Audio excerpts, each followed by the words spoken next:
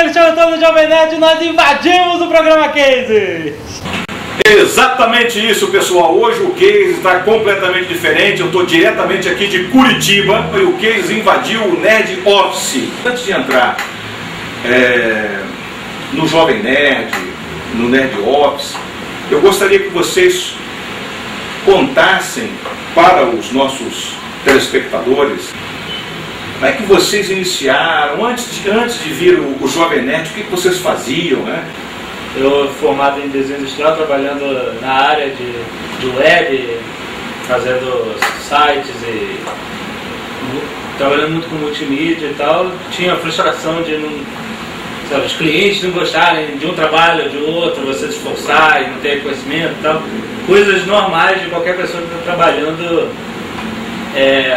dependendo da aprovação de terceiros, né? Então, e dessa frustração nasceu a vontade. Com o início dos blogs era uma novidade na época, né? Essa forma de você podia criar um site se você quisesse colocar na internet. Isso, mas era fácil, até era fácil, né? Pois é, mas o blog ele facilitou mais ainda. Sim, isso, que era você pegar, você já tinha um sistema pronto para você só escrever e publicar o seu conteúdo, né? Ele começou com um blog, né? Foi sem pretensão nenhuma de transformar em negócio, nada disso. Foi só por diversão. Que era moda, os blogs, né? Então eu conheci ele há pouco tempo. Aí ele criou um blog nessa onda, né? Eu falei, pô, se ele criou um blog, eu vou criar um, por não ficar atrás. Aí a gente começou uma guerrinha de um sacanear o outro no blog. Fazendo montagens com Photoshop, né? Exato. Fotomontagens com computador. E aí ele... Cara, só a gente via isso. Nós e os amigos, no Rio. Nós e os amigos viam, era pra brincar com a turma, né? E aí na hora de dar o nome do blog eu lembrei de um episódio dos Simpsons, que a Lisa era assinante de uma revista chamada Jovem Cético, que é bem a cara da Lisa Simpson. Eu lembrei disso, que nome engraçado, né? Uma revista de cético para jovens, o Jovem Cético. E na hora de tematizar o meu blog, que ia ser algo nerd, eu lembrei disso e batizei de Jovem Nerd. E aí cada um foi fazendo seu blog crescer e tal, e um dia eu viajei e não tinha como atualizar meu blog, pedi para ele atualizar, né? Isso. E aí ele criou piadas ótimas, ele tinha uma criatividade enorme e era um contraponto pro tipo de humor que eu fazia, né? Eu era muito humor light e tal, e ele era mais apimentado e tal. E aí a gente viu que os dois juntos tinham uma fórmula ótima, né? De um ser o contraponto do outro no humor, e começamos a trabalhar juntos. Aí o blog dele acabou morrendo e se juntou ao Jovem Nerd, virou o Jovem Nerd, passou a ser os dois, não tinha como ser um ou outro só, né? E quando é que vocês acharam que aquilo ali ia dar certo? Engraçado que a gente duvidou por muitas vezes.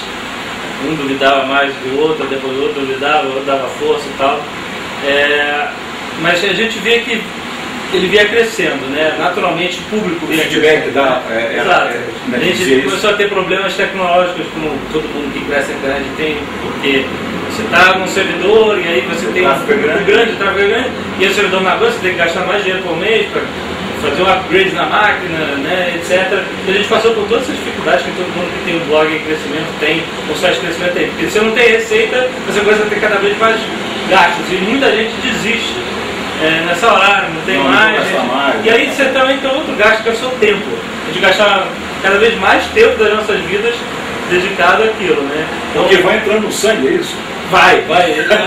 A maior prova disso é que teve uma época que a gente terminou o blog, mesma coisa, não vai dar certo, a gente... mesmo assim, uma época assim, né? Terminou, o blog terminou, não vai dar certo, a gente tem que cuidar da nossa vida, a gente está gastando muito dinheiro com isso, cada um tem seus projetos e vambora. E aí ficou parado só com um fórum no ar. Isso no Rio? Sim, a gente ainda no Rio. E só que o fórum continuava vivo, porque as pessoas continuavam conversando e tal, passou a ser um centro de comunidade. A gente viu que não morreu de fato, né? O próprio público mantinha vivo aquela coisa. A gente não produzia mais conteúdo, mas estava lá. Então durou 7 meses, o sangue ferveu, e aí a gente teve a ideia de voltar. Vamos voltar. Não é uma ideia muito boa para ficar jogada, né? Assim, eu tinha vontade de sair do meu emprego e ter algo ser dono do seu nariz. No caso, né? E quando o IG demonstrou interesse, sim, foi o momento que a gente falou, agora é a decisão mesmo, ou a gente vai, larga a gente tudo larga de e vez. foca. Mas a gente não conseguiu largar tudo ainda. A gente já teve que se focar e ser profissional nas nossas vidas profissionais e ser profissional na vida do IG foi o comprometimento que a gente ia aplicar ao blog, né? Sim. Porque a partir desse momento a gente ia criar uma empresa, ia ter tributos, contador, ia gerar todo esse procedimento. Sim. E a gente já está se comprometendo com um grande portal, então a gente não poderia, depois de alguns meses, simplesmente desistir. Exato. Você assinar um contrato, né? Agora já não podia dar aquele fala, acabou, não quero, né? E aí isso deu um gás também. A gente, então... Deu credibilidade, né? Sim, com certeza. Até para você, quer dizer, eles estavam acreditando mais que vocês. Mais do que a gente, exatamente. Interessante. E aí, quer dizer, a gente tinha vontade, mas a gente não via a possibilidade. A gente achava, poxa, o mercado nerd não é um mercado. Nerd no Brasil é um grupinho assim de pessoas como nós. A gente nunca vai sustentar com esse mercado nerd. Se fosse nos Estados Unidos, aquela ideia, se fosse nos Estados Unidos, nada, sabe, acabou não desprovando nada disso. Então a gente tinha essa vontade, já, esse sonho de, poxa, se desse certo, se fosse um negócio, se a gente pudesse viver com esse trabalho. Bom, o IG foi o primeiro gás profissional. Assim, vocês têm que se profissionalizar, era uma obrigação. Tinha que ter empresa. Então, se a gente tem que ter empresa, vamos levar a sério o negócio, né? E aí a gente, durante alguns anos ainda, a gente achou, ótimo, vamos ficar rico agora, beleza. Vai ter publicidade, aí vai ser uma chuva de publicidade, e não aconteceu. A credibilidade da internet é algo muito mais, vamos dizer, muito mais ralo do que na televisão ou na mídia de impressão, no mainstream em geral, né? Na internet tudo pode acabar da noite pro dia, né? Sim. Até um blog que está num grande portal, entendeu? Sim. Então, o próprio olho do publicitário, como um investimento de mercado de nicho, que é a realidade do Jovem Nerd hoje, é um mercado de nicho. O cara quer vender para o nicho, ele vai procurar aquele comunicador, né? Essa realidade ainda está se formando na cabeça das pessoas, né? Que elas tinha uma alternativa para anúncios, que era o mercado especializado naquele tipo de conhecimento. Então a gente estava crescendo junto com esse conhecimento que estava se espalhando na indústria de publicidade, no mercado de publicidade, que ia acabar sendo a fonte de renda do site, né? Que é hoje. Né? Então não foi fácil, a gente tinha que procurar N formas de trazer rendimento para agora a empresa que tinha gastos. Ser autossustentável. Exatamente, né? E a gente, com nossos salários ainda de empregados, a gente se garantia, mas tentava, durante as madrugadas, fazer o negócio funcionar. Muito bem, Zagal, vamos para mais uma semana de Jovem Nerd do programa Cases! Vamos. É assim toda semana. Agora, nós estávamos na fase de que vocês já quase se autossustentavam dentro do portal IG. Quando é que vocês descobriram que de fato dava para ganhar dinheiro com esse negócio? Foi aos poucos, né? Foi aos poucos, e a maior constatação que a gente teve foi que não dá para ganhar dinheiro com uma coisa só com uma atividade. Sim. Ou com uma... Sabe, não dá para botar todos os ovos na mesma cesta, né? Porque quando a gente mudou pro IG, a gente acreditava que a gente ia viver da publicidade, no super banner, dos selos, das propagandas no site, que a gente ia vender isso aqui, isso é uma maravilha. Sim. E a gente viu que não é tão simples, né? Que as campanhas variam, às vezes tem muita campanha, às vezes não tem nada, então a gente não pode se basear nisso. A gente demorou para ter as primeiras campanhas no site, e depois disso a gente descobriu o Google AdSense, né, que foi uma nova modalidade de propaganda. Que é a publicidade automática de acordo com o seu conteúdo. Sim. Aí você ganhava, quando o cara clicava ali, você ganhava lá uns centavos. Aí diziam-se que podia ganhar milhares de dólares com isso, né? Então a gente foi, vamos investir nisso, vamos aprender como otimizar essa propaganda dentro do site, que aí todo mundo sai ganhando. E a gente pode sustentar, pode ficar rico, vamos ficar rico com isso. Então, nada disso. Não funcionou. Não funciona porque esse tipo de programa de publicidade que vem através do Google ou de outras empresas, ou programa de afiliados, você leva um cadastro para tal site, você ganha por isso. nada disso, o blogueiro ou a pessoa que trabalha com a internet não pode contar com isso como sua fonte de renda, porque você está dependendo das regras de outra empresa. Sim. Você não assina um contrato, você clica num aceite lá, que pode mudar amanhã e você tem que clicar de novo no aceite das novas regras, entendeu? Sim. Então, é diferente de você estar contratado para fazer um programa de publicidade. Você está dentro de um programa de gado, onde milhares e milhares de sites têm que obedecer aquelas regras. E aí quando eles mudam, como aconteceu com a gente, aconteceram duas coisas. O Google, no caso, mudou as regras deles, o IG mudou a forma de mostrar os parceiros na home do site. Então a gente tinha menos exposição, ou seja, tinha menos pessoas entrando no site de paraquedas, que a gente chama, né? A pessoa que não é o seu fã, mas ela viu uma notícia interessante, clicou. Sim. E caiu lá de paraquedas. Né? Então, como reduziu esse número de visitantes e também reduziu as formas de receita lá desse programa, a gente perdeu 1/3 daquela receita que a gente achava que era ótima, que era o nosso futuro. Então a gente falou, não é assim. Não é assim que se trabalha na internet, né? Tanto que hoje a gente tem a publicidade Super Banner, tem programa de afiliados, a gente produz conteúdo para outros blogs institucionais, a gente tem nossas atrações, a gente faz palestra, a gente tem a loja, a gente presta consultoria. E aí vem o que você falou, quer dizer, vocês não podiam ter uma única fonte. Sim. Não é? Então vocês tiveram que diversificar dentro desse negócio, achar outros nichos nesse nicho. Exato, então a loja foi uma delas. Quando as pessoas falavam, faz uma camisa do site, eu queria comprar uma camisa. A gente, então vamos estudar como é que é comércio eletrônico, vamos entrar no comércio eletrônico. A gente isso não é da noite pro dia. Não, a gente levou 1 ano estudando, né? Porque a gente não queria fazer mal feito, não queria colocar a camisa para vender e pedir, deposita na minha conta que eu te mando a camisa. Isso é amador, sabe? Sim. A gente não queria ser amador, a gente não estava mais na hora de ser amador. Então a gente estudou como é que se abre uma empresa para trabalhar com comércio na internet. Como é que funciona a geração de boleto, cartão de crédito, o que eu preciso ter, que serviço eu preciso contratar. O que eu não entendia, eu contratava, entendeu? Eu contrato uma empresa para fazer isso e tal. Então foi 1 ano montando a loja, entendendo, mudando para esse banco, para aquele, como a gente falou no programa anterior, a gente não tinha incentivo nenhum, a gente tinha que pagar as taxas mais caras. Quando você tem dinheiro é fácil, né? É fácil, exato. Tudo está aberto para você. Então a gente tinha que pagar as taxas mais caras, entender que esse banco não é tão bem aceito com o e-commerce que ele então muda para aquele e tal, não sei o quê. E daí se passou 1 ano. Então quando a gente abriu a loja, abriu sabendo o que estava fazendo. Sim. E aí deu certo, entendeu? Agora, vocês estão aqui só há 1 ano, né? Nesse escritório. 1 ano. Vocês antes estavam em casa. Home office, nerd office. Home office, stock office.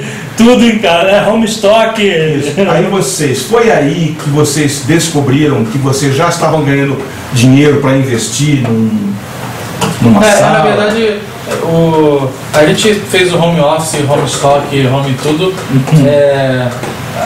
para reduzir os custos para poder crescer, né? E chegou um momento em que a estrutura da minha casa já estava nos limitando no crescimento. Sim. O nosso estoque não tinha mais espaço, a gente precisava receber mais produtos, a gente precisava de espaço para embalar os produtos e para trabalhar e para ser criativo. Então, nesse momento, a gente percebeu que a gente tinha aquele espaço nos limitava, que nós precisávamos de um espaço separado. E isso funciona mais ou menos como uma troca de pele de alguns animais na natureza, né? Ele cresce com aquela pele dentro, ele está crescendo, mas você não está vendo, ele está crescendo dentro daquela pele e de repente ele não dá mais, a pele estoura, e ele sai maior. Então a gente viu que a gente sempre cresceu dessa forma. A gente se continha dentro de um casulo de gastos que a gente podia ter e aí ia crescendo, até falar assim, olha, já está na hora de ir para uma nova casca, né? Sim. Então a gente... O último passo foi esse, né? A gente abriu o escritório, aí o escritório ficou pequeno, a gente alugou a sala do lado e botamos o nosso estoque na sala do lado, então muito bem. Isso está acontecendo em fases pra gente. Legal. Hoje. É o seguinte, eu quero saber uma pergunta que não quer calar. Como é que vocês conseguiram todo esse sucesso, quase 1 milhão de acessos no site, e como é que conseguiram ganhar dinheiro? Hoje eu li um tweet do Marco Gomes, um amigo nosso, e ele falou assim: existe a diferença entre desafio e dificuldade. E a gente se enquadra num desafio, né? Se dificuldade, sei lá, tem câncer, né? Você não pode fazer nada, é uma dificuldade. Nós temos um desafio, acho que é mais apropriado até, né? A gente se impôs esse desafio, a gente podia ter se acomodado trabalhando como administrador ou ele como designer, mas nós procuramos esse desafio. O diferencial do nosso trabalho é o público fidelizado que nós temos, né? No nosso gráfico de crescimento não tem nenhum pico exagerado de tudo lá em cima e vai. A gente sempre tem um gráfico que cresce constantemente. Isso é o que faz o site ser o que ele é hoje, né? Por isso que a gente é tão procurado para campanhas, às vezes, que são feitas só dentro do Jovem Nerd, porque nós temos um nicho que é fiel, que responde, que é fidelizado e que se interessa pelo site. Tudo começou fazendo conteúdo de humor, né? A gente fazia fotomontagens, aquelas brincadeiras que fazíamos. Isso, um com o outro. E isso foi evoluindo até que a gente descobriu o podcast. Sim, esse foi o grande gancho, então? Que fez o site realmente crescer bastante. Porque antes as pessoas só liam a gente, de repente elas começaram a conviver com a gente. Porque toda semana a gente conversa, publica um podcast sobre um assunto diferente, né? Como eu falei, vocês falam sobre cinema, entretenimento, história também, causos, né? Tem gente que acha que o Nerdcast é um programa sobre assuntos nerds e não é. É um programa sobre assuntos que são comentados por nerds. Exato. Então a gente fala de história, a gente fala de cinema, a gente fala de tecnologia, a gente fala de anime, a gente fala do que a gente... Anime não tanto, né? Mas já falou, né? Mas a gente fala também até de novela, a gente já falou, sabe? Carnaval. Então, a gente até quando fez um episódio de novela, a gente recebeu ameaças de morte, né? Vocês continuarem falando das coisas que eu não gosto, eu vou ter que matar vocês. Mas é engraçado porque, mesmo não, como o público cresceu muito e é muito variado, tem a galera que gosta só desse assunto, tem a galera que gosta dos assuntos mais históricos, tem a galera que gosta dos assuntos mais nerds, tem a galera que gosta dos assuntos mais light, que a gente conta histórias das nossas vidas, sabe? E, quer dizer, mas de qualquer forma, a gente sempre conseguiu agradar a maioria. Eu acho que esse foi o grande sucesso do site. Agradar todo mundo não dá, mas a maioria foi sempre em peso. Por exemplo, os assuntos históricos são muito sérios, né? A gente derrubou um mito que a história do Brasil é chata, que a gente recebeu muito feedback de gente falando, durante a escola, eu mesmo achava na escola que era uma parte chata da matéria. Mas a gente falou sobre o Brasil Imperial, rimos, fizemos piadas, destrinchamos o assunto, mas falando sobre história, né? E aí a gente recebe muito e-mail de alunos e professores falando, olha, ótimo conteúdo, eu sei que não é acadêmico, mas é uma excelente ferramenta de auxílio para estudo. Eu passei no Enem graças ao Nerdcast que eu vi sobre a Primeira Guerra, eu dei o seu Nerdcast de História do Brasil para os meus alunos ouvirem antes de estudar a matéria. Porque a gente não tem pretensão nenhuma de ensinar a História do Brasil, ou a História de Roma, ou qualquer programa de história que a gente já tenha feito como a Segunda Guerra. A gente está conversando sobre um assunto que a gente adora, de forma divertida, exato. E o nosso objetivo... entra na cabeça. Exato, e que depois o cara, que legal, vou pesquisar mais. Abre uma janela de interesse. Esse é o objetivo real, né? E aí o podcast é isso, fez assim, né? Ele cresceu bastante porque todo mundo sentia no meio da roda da conversa, né? Então, a ideia era essa. Na corrente do tempo, começou com um blog, que depois virou um blog e um podcast, quer dizer, além do teu fã ler, você passou a ouvir. Isso. E agora, mais recentemente, o grande sucesso que foi o vídeo. Assim. Não é como o Nerd Office.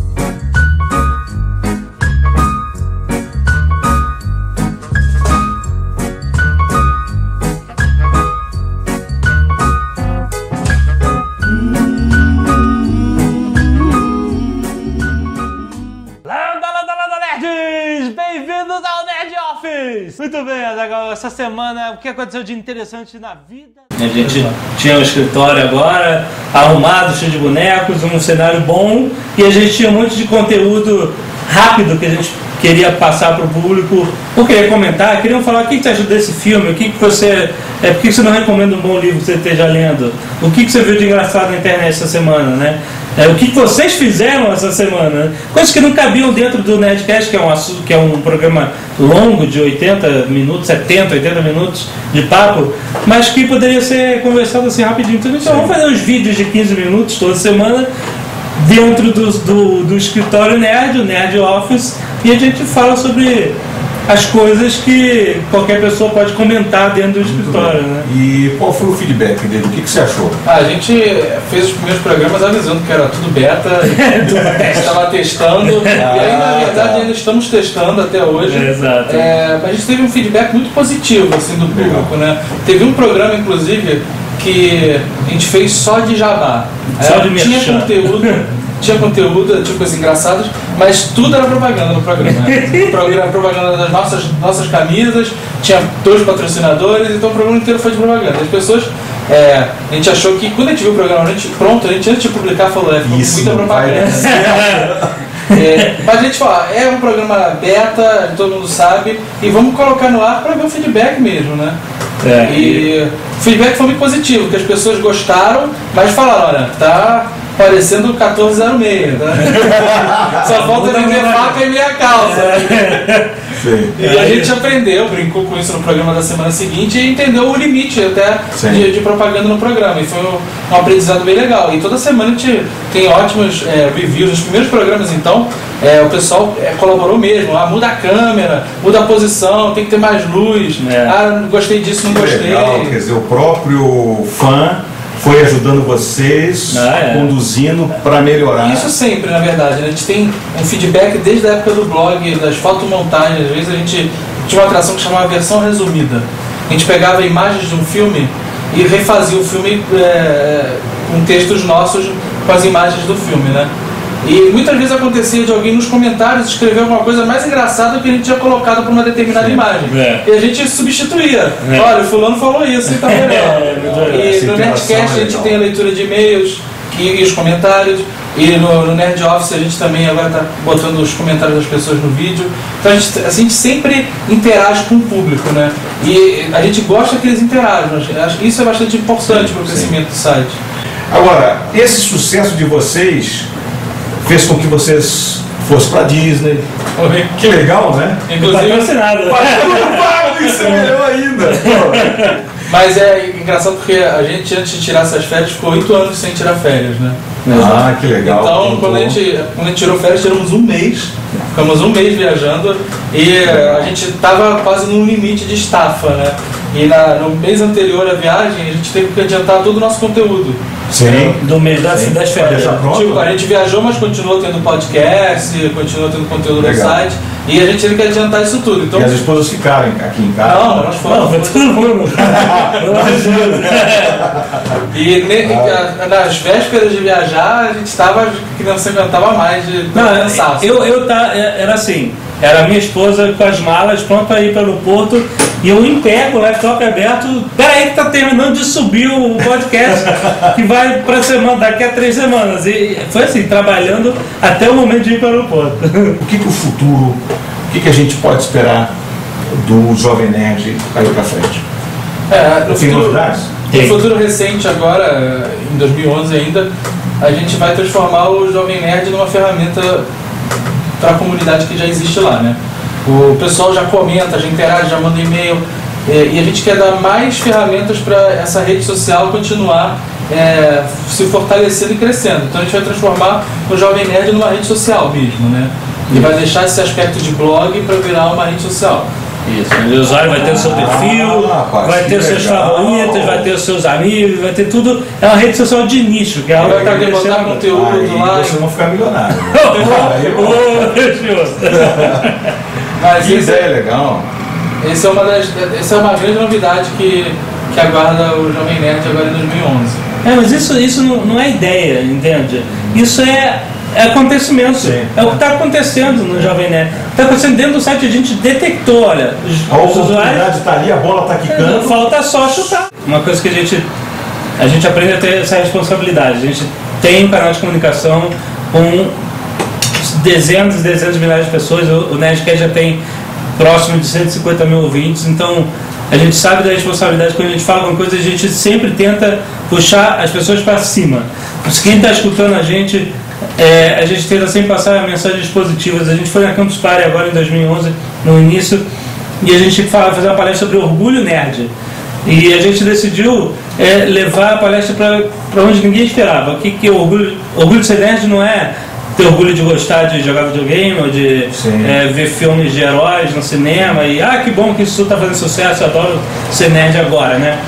A gente falou, o orgulho de ser nerd é você pegar esse conhecimento que você tem, tudo isso que você aprendeu brincando e usar isso para transformar a sua vida ou o mundo, ou o que seja, transformar isso em algo produtivo e algo que também motive as pessoas. Então a gente sempre tenta usar o nosso próprio exemplo para motivar as pessoas a seguirem adiante. A gente teve muito feedback positivo disso. Olha, eu larguei, não é que eu larguei meu emprego com uma responsabilidade, mas eu consegui largar meu emprego para abrir a minha empresa. Deixar de ser empregado para ser. Não é que isso seja o objetivo de todo mundo, mas quem tem isso dentro de si, a gente precisava só de um empurrãozinho, uma centelha para começar essa ignição, né?